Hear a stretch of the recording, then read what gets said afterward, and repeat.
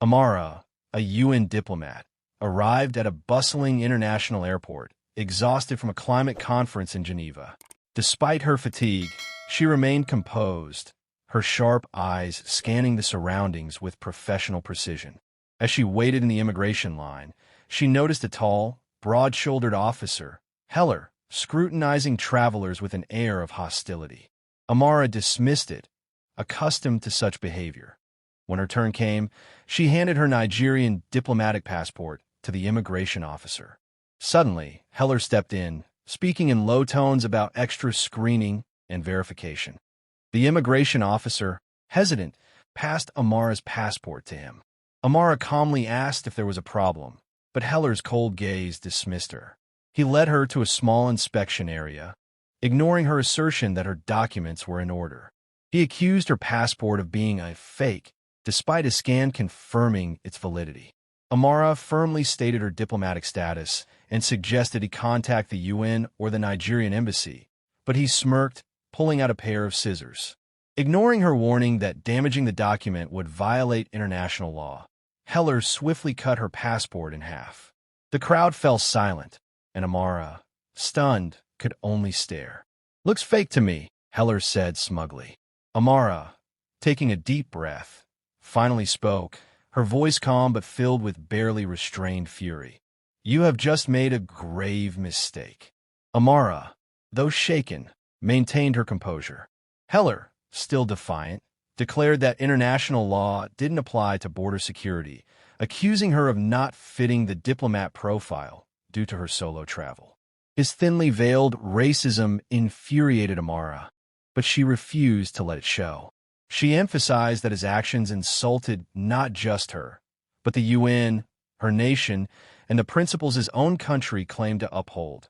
Suddenly, Officer Torres, a no-nonsense woman, intervened. She immediately recognized the shredded document as an authentic UN diplomatic passport. Torres confronted Heler, incredulous that he had destroyed it based on a hunch. Heler, his bravado deflated, shifted uncomfortably. Amara, seizing the opportunity, reiterated her request for a supervisor. Torres, acknowledging the seriousness of the situation, placed Heler on administrative leave and apologized to Amara, promising to escalate the matter. Amara insisted on a thorough review of Heler's actions, stating, "This cannot happen again. Not to me, and not to anyone else." As Torres escorted Amara away, Heler stood frozen, the seeds of a much larger storm planted in a sterile airport office. Amara reflected on the humiliation. Torres returned, confirming an internal investigation into Heler in contact with the Nigerian embassy and UN. Amara, however, demanded more than apologies. She pressed Torres on systemic change, accountability for Heler, and addressing the underlying biases. Torres, while committed to pushing for change, admitted she couldn't promise quick results. Amara then revealed that the incident had been filmed and was already going viral online, causing Torres visible alarm. Amara stressed that this was bigger than her. It was about exposing systemic injustice. Soon after, representatives from the Nigerian embassy and the UN office arrived, elevating the gravity of the situation. Amara felt a sense of vindication, knowing this was her chance to shine a light on unchecked prejudice. At a tense meeting, Captain Reed, Torres's supervisor, formally apologized to Amara, but Amara insisted that apologies weren't enough. Mr. Jefferson and Mr. Davies underscored the international implications of Heler's actions. Amara emphasized that Heler's conduct stemmed from deeply ingrained biases, not just poor training, and demanded systemic change. She proposed a public apology, an independent review of security protocols with expert input to eliminate bias, and transparent accountability for Heler. Reed, seeing the viral video's impact, agreed to implement the suggestions, ensuring public accountability. Amara held her gaze, stating, "I will hold you to that, Captain, and I will be watching closely." The video of Heler cutting Amara's passport ignited a global firestorm. Justice for Amara, #racial profiling, and #diplomatic disgrace trended. News outlets widely covered the story, condemning the incident as a prime example of systemic bias. The Nigerian embassy and UN issued strong condemnations, and human rights groups chimed in. Amara, though overwhelmed, remained focused. She knew this was her chance to turn personal injustice into widespread change. At a follow-up meeting, Captain Reed outlined the airport's actions: Heler's suspension, an independent review board, and a public apology. She also promised a comprehensive review of training to eliminate biases. Amara acknowledged these steps, but reiterated the need for lasting change, not just damage control. Later, Amara agreed to media interviews, speaking candidly about her experience and framing the incident as a call for institutions to dismantle bias.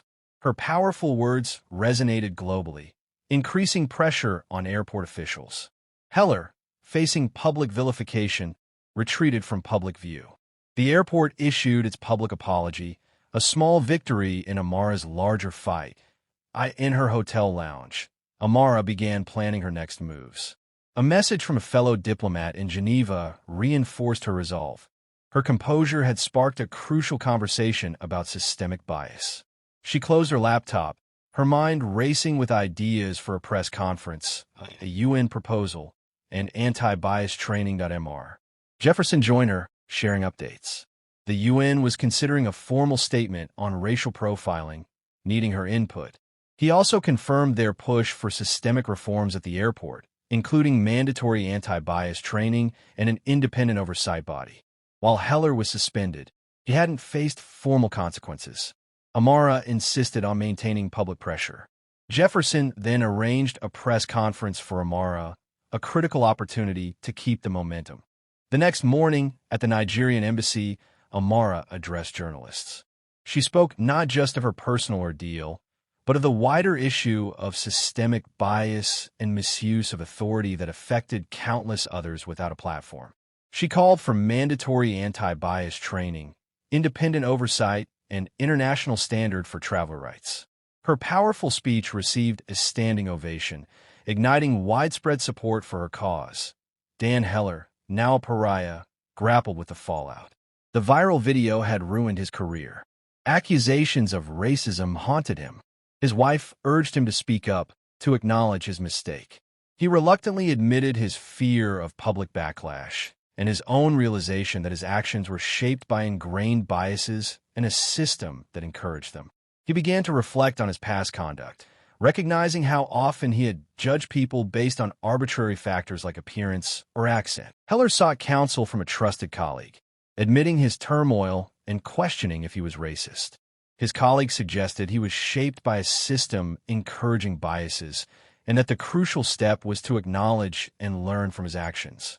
This conversation spurred Heler to research implicit bias and attend a workshop, a humbling experience.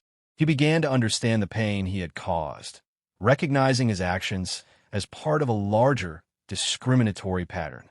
Dismissed from his job, Heler drafted a sincere apology letter to Amara, not expecting forgiveness, but hoping to convey his regret and commitment to learning. He vowed to use his experience as a lesson for himself and others. The protests sparked by Amara's video swelled, demanding accountability and systemic change. Human rights organizations sought to partner with Amara for an international campaign against racial profiling. At a heated meeting with airport officials and activists, Captain Reed outlined reforms: mandatory anti-bias training, an independent oversight committee, and revised protocol for diplomats. Janelle, an activist, pressed for accountability for officers like Heler. Amara emphasized that systemic culture change, not just individual accountability, was needed. The group secured commitments for transparent progress reports. That evening, Amara began drafting her proposal for the Equal Journeys campaign, envisioning a global coalition to establish anti-profiling standards. Despite the grueling work, she felt a renewed purpose. The protests, public support, and increasing media attention proved change was possible. As she met with UN and embassy representatives, the campaign took shape, culminating in a global summit on racial equity. Months later, the Equal Journeys campaign thrived. Amara, now in her New York UN office, celebrated with Janelle, the International Civil Aviation Organization would adopt their anti-bias standards globally. Amara reflected on the challenges faced, the skepticism and hostility, but also the unexpected allies. The Geneva Summit, where her keynote address unveiled the Equal Journeys Manifesto, was a pivotal moment, leading to commitments from over 100 countries. Amara's tireless work, meeting with officials and organizations, pushed for concrete action. Now, policies were being rewritten, training implemented, and oversight committees established, a quiet pride in the systemic change unfolding.